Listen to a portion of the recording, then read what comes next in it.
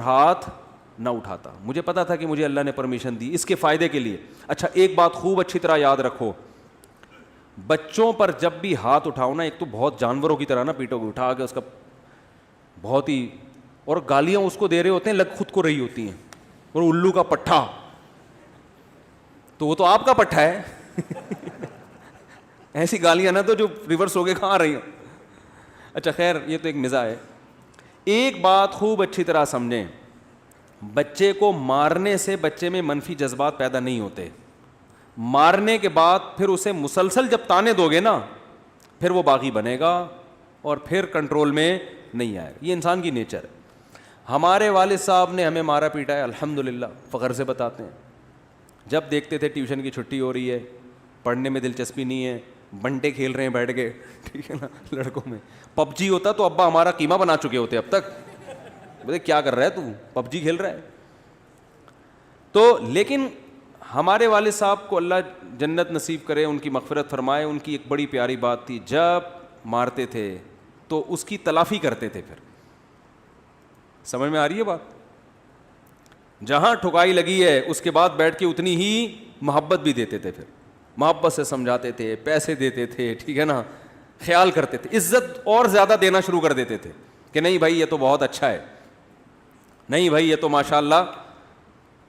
اس سے کیا ہوتا ہے کہ اینٹی بایوٹک کے جو سائڈ افیکٹ ہیں نا وہ کیا ہو جاتے ہیں.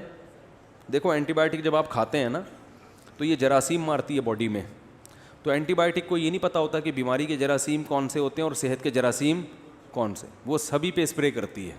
تو اس سے آپ کی باڈی کے جو اچھے جرثومے ہوتے ہیں نا وہ بھی مارکیٹ سے کیا ہو جاتے ہیں, شارٹ. تبھی ڈاکٹر کہتے ہیں کوئی طاقت کی غذائیں لو تاکہ وہ آپ کا جو امیون سسٹم ہے وہ بڑھنا شروع ہو جائے. یہ شہد ایک واحد اینٹی بایوٹک ہے جو آپ کھاتے ہیں تو صرف خراب جرثوموں کو ختم کرتا ہے وہ, اور صحت مند جرثوموں کو اور طاقتور بنا دیتا ہے وہ. یہ اللہ یہ بھی دیکھو, یہ خود سے بنا ہوتا تو اتنی تمیز ہوتی. ابے جو اینٹی بایوٹک سائنسدان بنا رہے ہیں ان میں تو تمیز نہیں ہے, وہ تو سب کچھ ختم کر رہے ہیں جا کے. تبھی تو اینٹی بایوٹک کھا کے آدمی کیسا ہو جاتا ہے نا تھوڑے دنوں میں. آگمنٹن کھاؤ, 15 دن کا کورس کرو, 15 دن بعد آپ کے وہ جرثومہ تو مر گیا ہوگا, ٹھیک ہے نا, لیکن آپ بھی قبر کے قریب پہنچ چکے ہوتے ہو. عجیب سے آپ کی. پھر ڈاکٹر کہتے ہیں بھائی کچھ کھا یار, کچھ جوس موس پی, اس طرح کرتے ہیں کہ نہیں کرتے. لیکن شہد آپ 1 مہینہ کھا لو, صرف خراب جرثومے مریں گے اور جو آپ کی باڈی کے لیے ضروری جراثیم ہے نا وہ اور صحت مند ہو جائیں گے. تو خیر میں یہ عرض کر رہا تھا کہ جب بچے پہ ہاتھ اٹھے یا گھر والوں پہ سختی کی آپ نے, کبھی ہوتا ہے پڈا مڈا ہو گیا سختی کی, تو اس کی تلافی کرنی چاہیے انسان. ماں باپ بعض دفعہ یہ کرتے ہیں, بچوں کو کوٹتے پیٹتے رہتے ہیں, اور پھر بجائے تلافی کریں ان کو محبت دیں, ان کو تھوڑا تفریح کے لیے لے جائیں, کچھ تھوڑے سے عزت دے دیں, تھوڑی سی تعریف کر دیں لوگوں کے سامنے, نہیں بھی ہمارا بیٹا تو بہت اچھا ہے, الٹا اور ذلیل کرنا شروع کر دیتے ہیں. ادھر بچے کو مارا, اب بھائی اب غصہ اتار لیے ختم, نہیں جی, جب بھی وہ آئے گا نا یہ تو ہے ہی 2 نمبر آدمی, یہ تو ہے ہی چور, اس سے کوئی اچھی توقع نہ رکھنا. اس نے فلاں کیا چوری کرتے ہوئے پکڑا گیا, نہیں تو مجھے ذلیل کر کے چھوڑے گا, مجھے تو اس سے کوئی توقع ہے ہی نہیں. یہ باتیں ہو رہی ہوتی ہیں. وہ کہتا ہے نہیں ہے تو پھر ٹھیک ہے, نہیں ہے. وہ یہی کہے گا نا. ہم تو اس کو مشورہ نہیں دے رہے ہیں کہ یہ نہ کہو آپ, پھر بھی اچھے بنو, لیکن شیطان کو موقع مل جاتا ہے. پھر لوگوں کے سامنے اپنی اولاد کو ذلیل کر رہے ہوتے ہیں. یہ بہت بری حرکت ہوتی ہے کہ اپنے بیٹے بیٹی کی برائیاں کسی تھرڈ پرسن. بیٹا جب سنتا ہے کہ میرے باپ نے میرے خلاف بولا ہے تو باپ کا کہا ہوا بہت اوتھینٹک سمجھا جاتا ہے, پھر عزت نہیں ہوتی. تو جیسے آپ کو بیٹے کو فالو کرانا پڑے گا نا کہ وہ اسلام کو فالو کرے.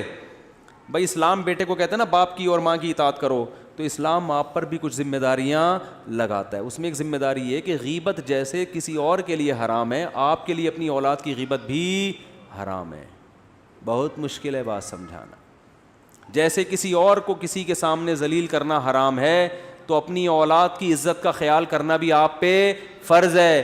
بلکہ اپنی اولاد کو رسوا کرنے کا گناہ دوسروں کو رسوا کرنے سے زیادہ ہے, کیونکہ رشتہ داری میں آتی ہے یہ چیز.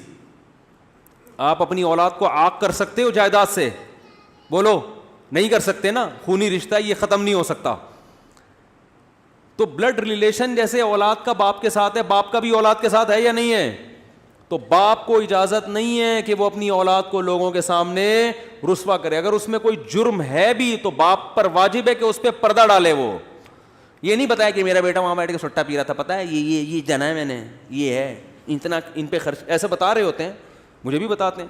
ہاں کسی سے مشورہ لینا ہے, کسی خیر خواہ سے, کہ بھائی وہ مشورہ دے گا کہ بچہ بگڑ گیا ہے تو مفتی صاحب مشورہ دیں کیسے سیٹنگ پہ آئے, تو وہ مشورے کے طور پر برائی کرنا ایک الگ بات ہوتی ہے. اس میں انسان ساری دنیا کے سامنے ڈھنڈورا نہیں پیٹتا, اس میں مخصوص لوگوں کے سامنے جا کے, جیسے بیماری ہے تو ڈاکٹر کو بتائے گا نا میرے بچے کا پیٹ خراب رہتا ہے, ٹھیک ہے نا, یہ بتاتے ہیں نا ڈاکٹر کو.